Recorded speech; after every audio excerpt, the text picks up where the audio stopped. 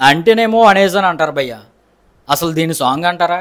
అయితే నా ఉద్దేశం ఈ చికిరి చికిరి సాంగ్ అంత చెత్తగా ఉందని కాదు, యావరేజ్గా బాగానే ఉంది. కానీ ఏఆర్ రెహమాన్ యొక్క మార్క్ అయితే కనిపించట్లేదు భయ్య. విక్రమ్ యొక్క ఐ మూవీ పరేషన్ అయ్యే సాంగ్ని అటు తిప్పి ఇటు తిప్పి మన మొఖాన్ని అయితే కొట్టాడు. ఎటువంటి ఫ్రెష్ ఫీల్ అయితే ఈ సాంగ్లో లేదు. Of course mega power star Ram Charan యొక్క ఎక్స్ప్రెషన్స్ కానీ, ఎక్స్పెషల్లీ బ్యాట్ పట్టుకుని చేసే మూమెంట్స్ కానీ అద్భుతంగా ఉన్నాయి. రామ్ చరణ్ అయితే ఈ సాంగ్లో జీవించేశాడు.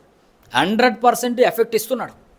అదేవిధంగా బుచ్చిబాబు సెలెక్ట్ చేసుకున్న ఆ లొకేషన్స్ బాగున్నాయి, ఆ అట్మాస్ఫియరు అవన్నీ కూడా చాలా ఫ్రెష్ ఫీల్ ఇస్తున్నాయి. కానీ సాంగ్ మాత్రం ఫ్రెష్ ఫీల్ అయితే ఇవ్వలేదు భయ్య. ఎక్స్పెషల్లీ ఏఆర్ రెహమాన్ యొక్క మార్క్లో 50% కూడా మ్యాచ్ చేయలేదు. ఇదే తరహాలో శ్రీవల్లి సాంగ్ మన డిఎస్పి కొట్టాడు. ఎంత అద్భుతంగా ఉంది భయ్య సాంగ్. ఆ సాంగ్ వింటుంటే అలా ఆ శ్రీవల్లి అంటే పుష్పరాజు యూనివర్స్లోకి వెళ్ళిపోతాం.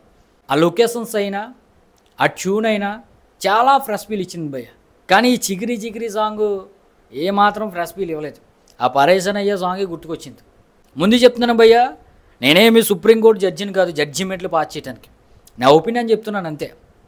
చికిరి చికిరి సాంగ్ అంత చెత్తగా ఏం లేదు, బాగానే ఉంది. రీల్స్లో రేపు నుంచి ట్రెండ్ అవుతుంది. కానీ ఏఆర్ రెహమాన్ యొక్క అప్ టు ది మార్క్ లేదు. ఫ్రెష్ ఫీల్ అయితే ఈ సాంగ్ అయితే ఇవ్వలేదు. దాంతోపాటు జాన్వీ కపూర్ని పొగుడుతున్నాడు భయ్య. ఆ సినిమాలో జాన్వీ కపూరే కనిపిస్తుంది.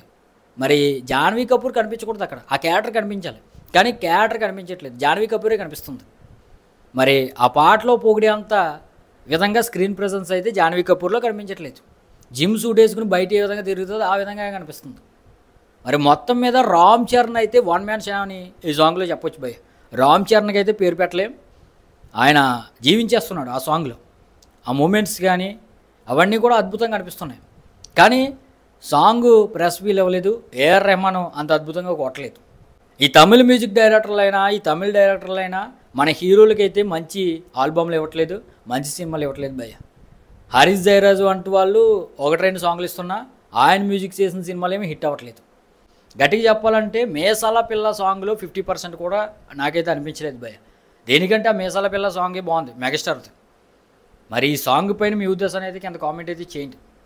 ఫ్యాన్స్ బ్యాడ్ కామెంట్స్ పెట్టే ముందు ఒకసారి ఫ్యాన్స్ అనే ముసుగు తీసి చూడండి భయ్య.